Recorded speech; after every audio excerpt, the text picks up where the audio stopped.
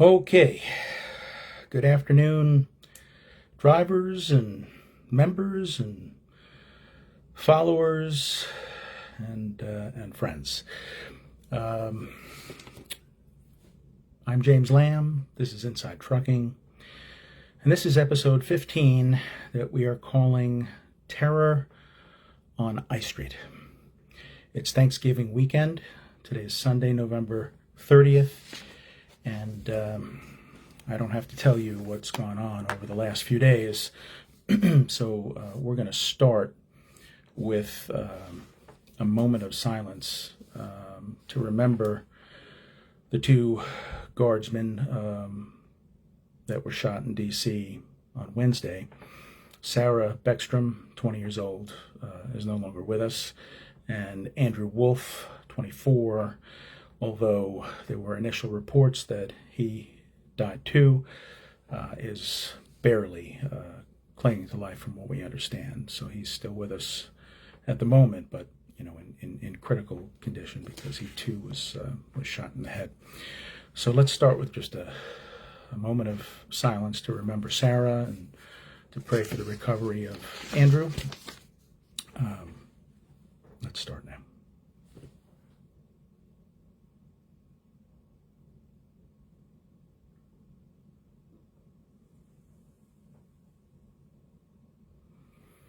Okay, thank you.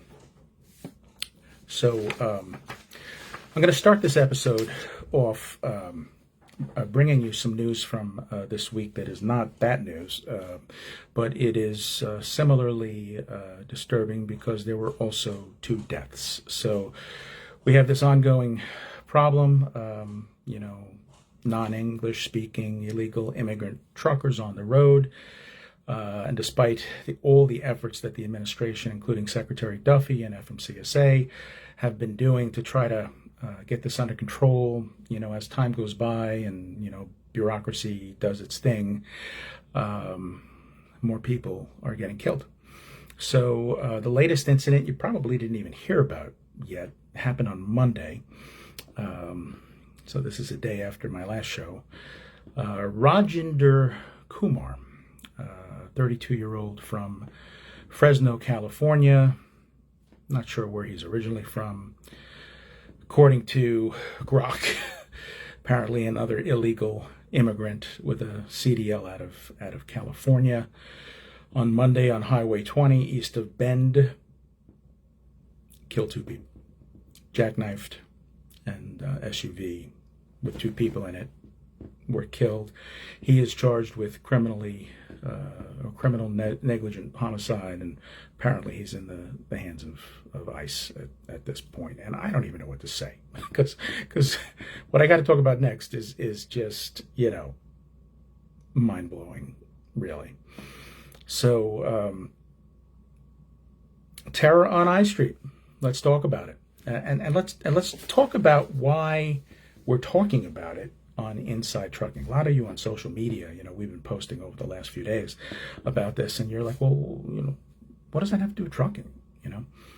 And it has a lot to do with trucking, and I'm going to tell you what. This incident happened on Wednesday afternoon as everybody was getting ready for Thanksgiving at 2:15 p.m. Eastern Time in downtown Washington, D.C. And it happened on I Street. The streets in Washington, D.C. are labeled A, B, C, D, E, F, G, H, and lo and behold, I Street. And it happened at the intersection of I Street and 17th Street. There's a subway station there, and there's a park there. And the reason why we know this, because our call center, the Small Business and Transportation Coalition's call center, is one block over on 18th Street, 18 and I. You could see this from our office.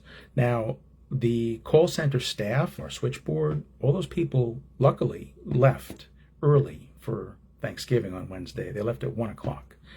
And by 2:15, it was a madhouse outside that office, 2 blocks going, to 18th Street to 16th Street, and police and Guardsmen and ambulances and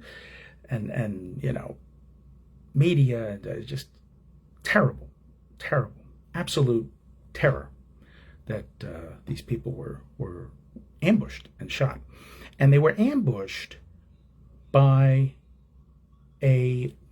for all intents and purposes, as far as I'm concerned, a illegal immigrant, somebody who should not be here. Now you can talk about the legalities, the technicalities, and all that stuff. This guy was from Afghanistan. This guy, I'm not even going to name him because I don't even want to. First, I can't even pronounce his name. And second, I don't even want to give him any publicity and attention for what he did, this evil bastard. This guy's from Afghanistan. He came here under some Biden, thank you for fighting with us in Afghanistan, welcome ally program, some bullshit in 2021, and applied for amnesty in 2024. And the liberals are out, this week saying, he was granted that amnesty in April of 2025. Under President Trump, right? Yeah, some liberal ALJ, administrative law judge, apparently. Before Trump and Elon and Vivek and all those guys were done cleaning up this leftover Biden mess. So don't even give me any bullshit that Trump did this. Trump is doing the exact opposite. And wait till you see what these people are going to do next. I'll talk about that in a moment. This guy worked for the CIA, or with the CIA, apparently. And so we treated him and his family well. He goes into public housing and cuts the line, because of his special, status. And I don't know if this guy is some kind of cuckoo, as President Trump says. He just snapped. If he's a malicious lone gunman, if he's part of a terrorist cell that's waking up, a sleeper cell. I posted a few minutes ago on social media. I said, remember at 8:46 a.m. on September 11th, 2001, when we all heard within minutes that, a plane hit the North Tower of the World Trade Center in New York City? We all said, oh my God, what a horrible accident.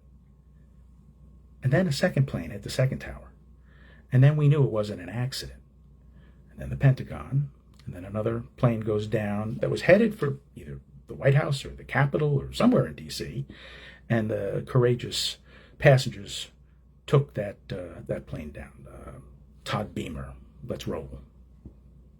Great American hero. Probably saved a lot of lives in that fateful moment on that plane. So, listen, we don't know what's going on. Nobody does. But I got a lot to say. And I'm going to say a lot this afternoon.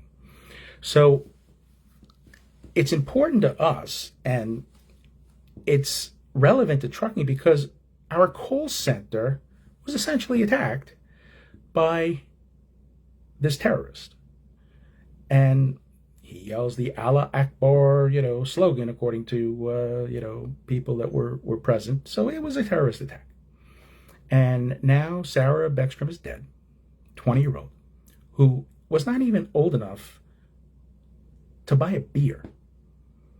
And Andrew Wolfe is in the hospital clinging for his life on life support. Unnecessary, and I don't even know what to say. But here's what I'm thinking and feeling. And I'm going to tell you, some of this is personal to me, and I posted 10 points as to why I'm pissed off about this last night. Or Friday night, I guess it was. And I'm going to share some of this with you. Why is this important to trucking? No. Let's take a look at why it's important to trucking.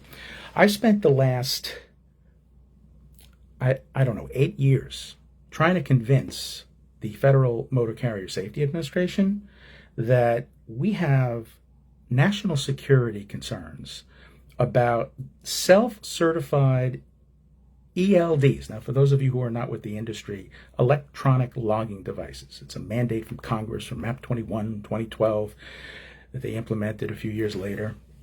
And it replaced paper log books because truckers have to keep track of their time, and people alleged that too many people were cheating, so they did this electronic logbook. Now this is called telematics, and what that means is that the way of logging drivers' hours of service is connected to the engine. And there have been scientific studies, nothing to do with SBTC. We just did the research and found the studies, and we presented them to FMCSA.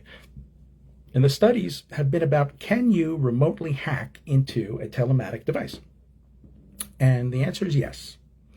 And the answer is you can take control remotely of an engine and of the systems of a truck, and you can make it brake, you can make it speed up, you can make it swerve, you can make it hit a school bus filled with kids if you wanted to. They could care less about these concerns back then. I think Secretary Duffy's going to listen. I think Derek Barrs is going to listen. But we've been saying this for 8 years, okay?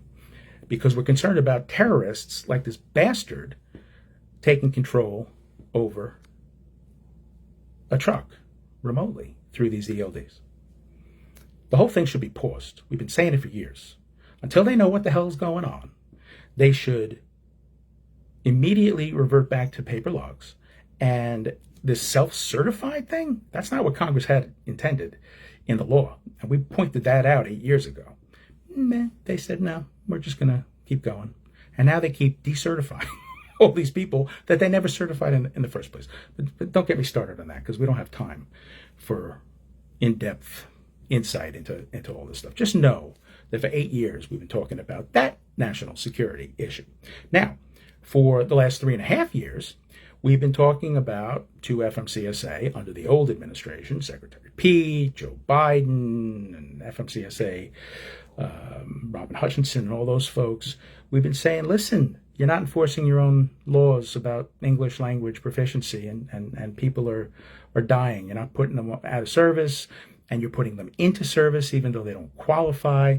And we did this whole thing, and I've talked about it ad nauseum on these other episodes, so I'm not going to bore you with the details on that. Go watch the other episodes. But for 3.5 years, and now we know California has issued 25% of their non-domicile commercial driver licenses illegal, based on a 2025 audit conducted by FMCSA. And those people came here from the open borders due to Biden. So we've been trying to take these foreign truckers who don't speak English off the road, and even some American citizen drivers. If you don't speak English, we don't care who you are, you shouldn't be behind the wheel. But the foreign trucker thing and the illegal immigrant thing is kind of a special portion of this target population that doesn't speak English. These are people who don't belong here. And we've been fighting the last 10 months for the industry to get cleaned up and for them to stop issuing licenses to unvetted illegal immigrants, including the guy who got a license from the state of Pennsylvania not too long ago, who was caught and is a suspected terrorist. Oh my gosh, what does all this have to do with trucking? There you go. That's what it has to do with trucking. Shooting happened 1 block from our office, folks. This is crazy. Now, I want to talk about something that's personal to me, okay? I want to talk about how from what we've seen, and a lot of information comes out, and then it's wrong, right? Oh, they both died, and then, oh no, we made a mistake, they're both alive, right? The West Virginia governor and the media, and oh, what a mess in coverage of this. It was their first day, Fox News said, and then that turned out not to be true. They've been there for months, deployed. So some of the stuff that we've reported is based on what we've heard from media, and it's wrong. So, but let me tell you something, okay? I want to tell you that what I see is young men and women in uniform, again, 20 years old, can't even buy a beer, and they're targets. Some of them were unarmed. Now, allegedly, Sarah was armed, Okay, we'll get to that in a minute. This guy shoots 2 guardsmen, guardspersons, and then a 3rd guardsman, unarmed, who's a major in the National Guard. This guy doesn't know what to do. He's hiding behind a car. He makes eye contact with this bastard, and he knows he's next. And so the bastard is reloading, and so he says, this is my moment. And so he reaches into his pocket. He doesn't have a gun. He doesn't have a rifle. He doesn't have a sidearm. He's got a pocket knife. Folks, this guy's a United States military member at the state level, federalized by the president, and he's not carrying a weapon other than a pocket knife. And this brave soul, God bless this man, he lunges at this bastard and he stabs him with his little pocket knife in the head, enough to take him down and disarm him. And then somebody else, and the reports are unclear because they go back and forth. A 4th guardsman, a police officer, somebody else shoots this guy in the ass. I can't make this up. Now look, folks, when you're in a situation, it doesn't matter whether you're a law enforcement officer or a member of the military, you go through extensive training on how to handle a situation like this. And when you're under attack in a combat situation, folks, you don't shoot the motherfucker in the ass. You shoot 2 shots center mass and 1 to the head. And you take the threat out. You neutralize him. That's what you do. You know how I know that? Because I have law enforcement training. Because when I was in the academy, I was Top Gun, okay? And they gave me a nice little piece of paper, all right? Because I shot the best out of the class. That's what you do. You hit your target, 2 shots center mass, 1 shot to the head. You don't leave this bastard alive so that we have to deal with him for the next 10 years. Ooh, death penalty, right? Right? We're gonna prosecute him. You shouldn't have to prosecute him. You bury him. He's a casualty of war, and he started this war, and he should be dead right now. And I don't know what's going to happen in prison or jail when these guys get a hold of this bastard who is a foreign terrorist who killed a 20-year-old girl. And I'm sorry, some of you are feminists, and you're going to say, oh, not a girl, a woman, yeah, right? She's a girl. She's 20. She can't drink. Ask her father. It's daddy's little girl that he has to bury now, okay? Now, I don't know what's going on there. I don't know what to believe. I'm reading all sorts of stories. I'm even asked Grok for help. You can follow that on that exchange on Twitter. But the fact is that it appears there are news articles about these people, National Guardsmen, were deployed into D.C. to help with crime control. And there's legal battles about it, and there's leftists that hate it and all that stuff. But they're there, and there's reports that they were there unarmed, especially in the summer when they first got there. And then there's reports that some of them were armed and some of them were not, as of last Wednesday, including the guy who didn't have a gun and took the bastard down with a knife. Pocket knife. Like things little boys whittle with, And so that guy wasn't armed. Now, the next thing is those who are visibly showing weapons, rifles and sidearms. The question is whether they have any ammunition in the guns and whether it was just all like some kind of poker game, a bluff. We want answers. We want answers as to whether they're putting these people in harm's way. Why didn't she shoot? They said she was ambushed. Was she ambushed? Or did she just not have any bullets in the gun? We need answers to these questions. And we need some policy changes. You do not put young people in uniform on the street and tell them they're there to control crime. What is this, 18th century or 19th century England with the bobbies who don't have guns? I mean, this is insanity, okay? They're sitting ducks. And you're asking for this. In fact, there were people that warned that this could happen 2 months ago. Nobody listened. Yeah, it's speculation. Yeah? Tell the girl's father that was speculation. So they're unarmed, they're in uniform, and they're sitting ducks, right? Or if they are armed, do they have Do they have bullets? We don't know. Looks like it all varies depending on which unit of the, which state controls that particular unit of the National Guard. West Virginia may say no to weapons, and Texas may say yes. You need some kind of universal, policy here. You don't put your members of the military in harm's way without being able to defend themselves. Now, where does this come from? Where does this fear come from? You know where it comes from? It comes from an incident, some of you remember this, called Kent State. 4 Dead in Ohio, the song from Crosby, Stills, and Nash and Young, right? 1970. 55 years ago. People are worried that if you give them bullets, they might start shooting people, okay? All those people who did that are either dead or they're like in a nursing home about to die, okay? That's not these kids that are on the street right now, all right?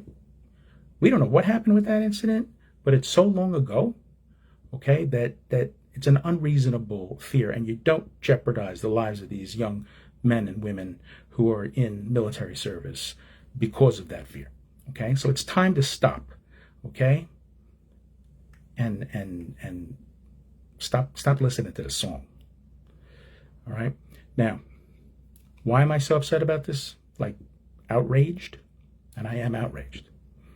Because I have a son who's in the National Guard. And he's about the age of these two. He's in between, actually.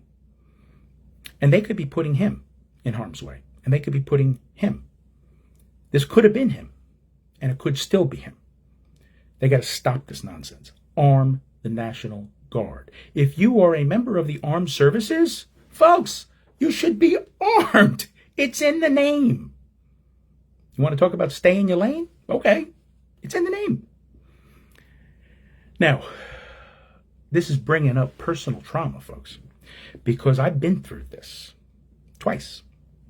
And I'm going to tell you in what capacity, okay? In 2000, as my first kid was about to be born, I worked for New York State Office of Tax Enforcement. I was a criminal investigator, basically a detective for the state. And because of politics between the state and the union and the NYPD, this position for the Office of Tax Enforcement, it was classified in 2 different ways. We were peace officers most of the time, and then we were police officers when we had to execute search warrants. It's in the law. And there was a game. The game was the state wanted to say, well, they're peace officers, we can pay them less. Union didn't like that. And then NYPD said, well, then that means we have to process them all for pistol permits, because a peace officer has to have a pistol permit in New York City. If you're a police officer, you don't. You carry on your shield. So NYPD said, no, we shouldn't have to do this. And the state said, yes, you do. And so there was like a 6-month turnaround. They didn't do anything special for officers of the New York State Office of Tax Enforcement. In fact, they did the opposite, I think. They stalled. Or at best, they put you in the regular line. You have to wait like everybody else. Okay? And in the meantime, after we were trained, they put us in jackets that said police, raid jackets, right? And remember, I'm about to have a kid. And they put us in the bodegas of Washington Heights, dangerous area of New York City, where there were drugs and guns and cockfights in the basement. Like, you walked in there with a police jacket, you should expect to be shot or shot at. What was I going to do when I walked in there with a police jacket when I wasn't armed because of this political game? Okay? So I've been in this situation as a real, actual police officer that they didn't give a gun to. So I wound up quitting that position. In fact, I quit. I left. I had to come back. And then that's when they were in 2 World Trade Center at that point, and then I left again. And I got out just in the nick of time. I got out in 2000, and a year and a half later, all those people were killed. 39 people in my office. I would have been number 40. And my other kids would never have been born. Now, I had another experience, 2012, 2013. I moved from New York, got the hell out of there, get out of New York State before it's too late. Oh, here comes Mayor Mamdani, radical Islamic guy himself, who apparently is a communist. We'll call him that. But I got out in 2012. I went to Florida. And I joined the Coast Guard Auxiliary, a volunteer branch. Not the reserves, just a volunteer citizen branch. And I had done something like that in New York when I was in my 20s. I had been an auxiliary police officer. And in that organization, even though you're a citizen volunteer, they trained you in firearms use and self-defense and penal law, use of force as a justification. Article 35, I think it was, in New York in the penal law. And they qualified us at the range, and then they let us, with a permit, they let us carry firearms while we were in uniform backing up the police. We were like, 25-year-old volunteer crime fighters. I watched too much Batman, I guess, when I was younger with my dad, and so I became an auxiliary cop. But didn't get paid, volunteer. And one time, I had many experiences, but one time I caught a kid who had just slashed another kid, left him bleeding to death. And I arrested him as an auxiliary police officer with my partner, who wound up becoming a regular police officer in New York City years later. And I had a gun, and I had a gun in my holster. Now, thankfully, I didn't have to draw it because I gave verbal commands to this kid. He dropped his box cutter, put his hands up, and we handcuffed him, and we put him in our car, and then the regular police came and actually took over from there. But because I had a gun in my holster, that was deterrence. The kid was like, I have a knife, he's got a gun, I don't think I'm going to win this one, right? Because you don't bring a knife to a gunfight, National Guard, right? Okay? Getting it now? So anyway, I'm in the Coast Guard Auxiliary, and then I find out you have to dress in uniform. You look just like the regular Coast Guard in this uniform. And you go to meetings and you're in public events, and you're not allowed to carry a firearm. I bitched and screamed about that, and said, you can't take away my Second Amendment rights. I have a concealed carry from the state of Florida, and you're telling me that when I'm in uniform I can't carry concealed to protect myself? I'm a target because it looks like I'm the military. You see where we're going here? Remember there was an incident like at a recruiting station at one point, I think it was the Marines, and somebody went in there and shot them all up and they were unarmed? The U.S. military should never be unarmed, okay? That's my bottom line. So I don't care if it's the National Guard, the actual U.S. Marine Corps. I don't care if it's Coast Guard Auxiliary Police. I don't care if it's detective in New York City in bodegas from the tax department. If you're presenting yourself as an authority and as a either law enforcement officer or a member of the military, you need the ability to be able to fight back. Not with guns that are unloaded, not with pocket knives. That's the deal, okay?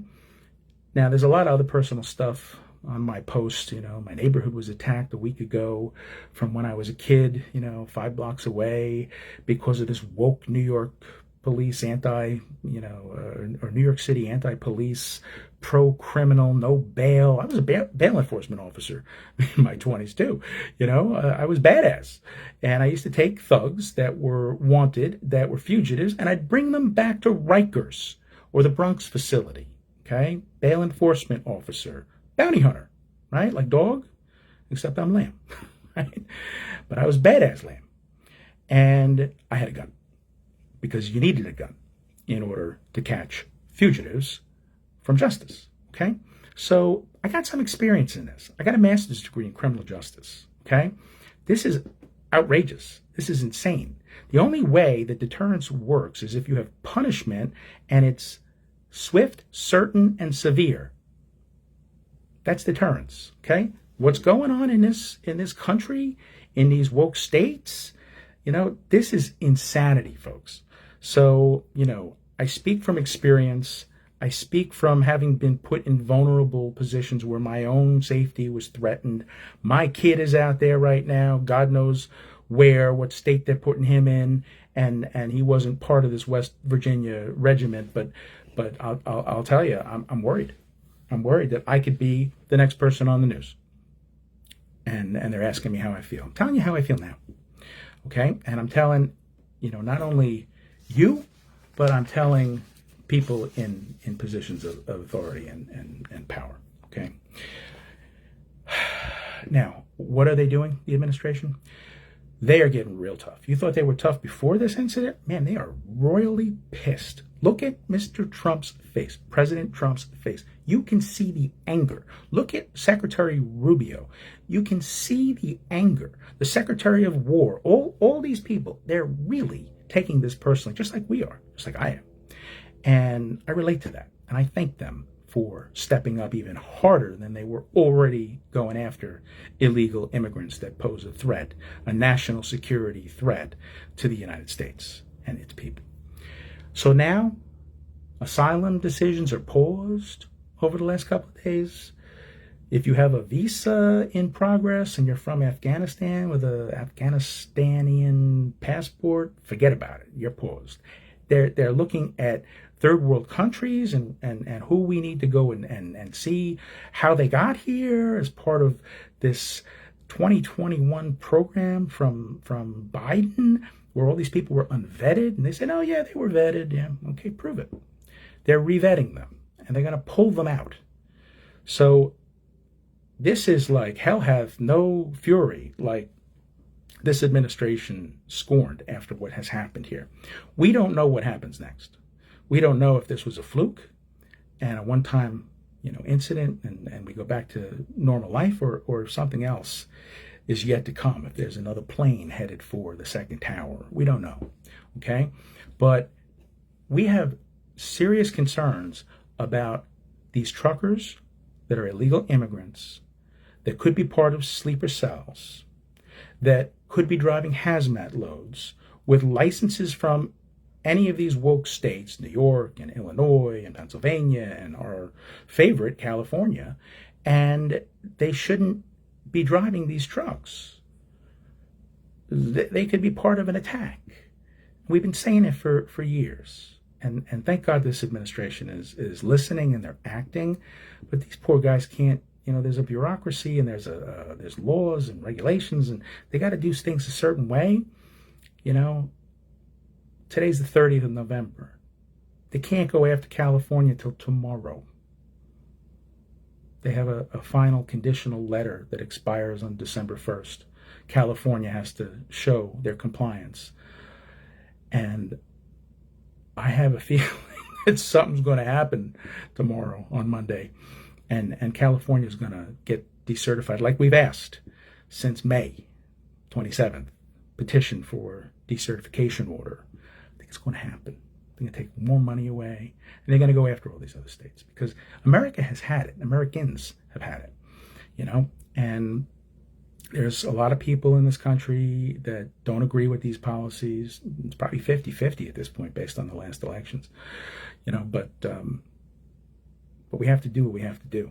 The conservative side, is the common sense side, and no one is being targeted because they're immigrants. They're being targeted because they're threats to national security and they're illegal. And if you don't understand the difference between legal and illegal, then, I don't know what to tell you. I have people in my family who are legal immigrants. We love them. We're glad they're here. They came the right way. So, folks, with that said, I think I've said enough. But this incident right outside the SBTC's call center, just three or four blocks away from the White House, right before Thanksgiving. You know, this was a tough pill to swallow. And luckily our call center staff is safe, and I think we all had a relatively good Thanksgiving. I hope you did as well. For those of you who are drivers who couldn't be home with your families, we thank you for your service, just like we thank the National Guard for theirs, because you play an important role in terms of keeping our store shelves stocked and maintaining our supply chain. So whether it's the military or truckers or farmers, or you know the whole speech, we really appreciate you all. So with that said, I hope this is a better week than this past week, and everybody stays safe, and we all continue to work toward making the roads safe again. I'm James Lamb, Small Business and Transportation Coalition Executive Director, your host of Inside Trucking, and I'll see you next time.